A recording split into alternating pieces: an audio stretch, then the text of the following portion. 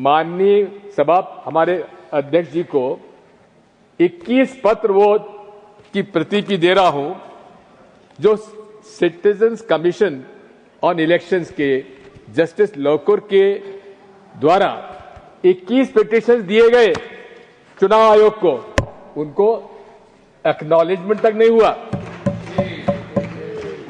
मैंने खुद ने 24 सितंबर 2023 को माननीय चुनाव आयोग को पत्र लिखा, उसका भी उल्लेख मैं यहां पे दे रहा हूं। तो आपकी इजाजत से मैं सारे ये पत्र जो हैं जो माननीय चुनाव आयोग को लिखे गए थे, लेकिन माननीय चुनाव आयोग ने माननीय गृह मंत्री जी को गुमराह करके गलत बयानी करवाई, हमें इस बात की आपत्ति है। मैं पूछना चाहता हूं, मैं आपकी इजाजत से मैं सदन के पटल पर रखता हूं। माननीय सभापति महोदय, या तो एक संवैधानिक हमारे चुनाव आयोग माननीय गृह मंत्री जी को गुमराह कर रहा है,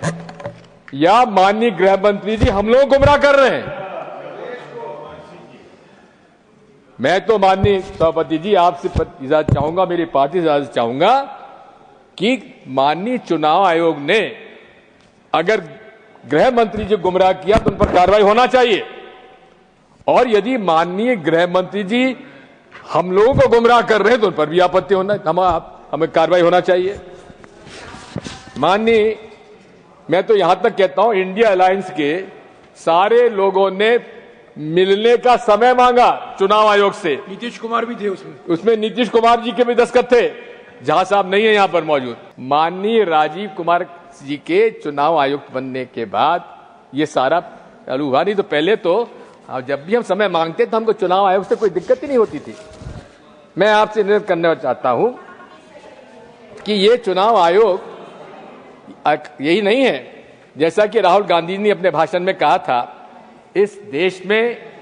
2014 के बाद जितनी भी संवैधानिक हमारी संस्थाएं हैं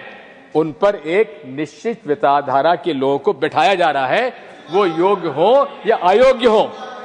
और उनको उनके माध्यम से वे यहां पर, मेरा यह आरोप है माननीय सभापति जी, फासिस्ट डिक्टेटरशिप लागू करना चाहते हैं नरेंद्र मोदी जी।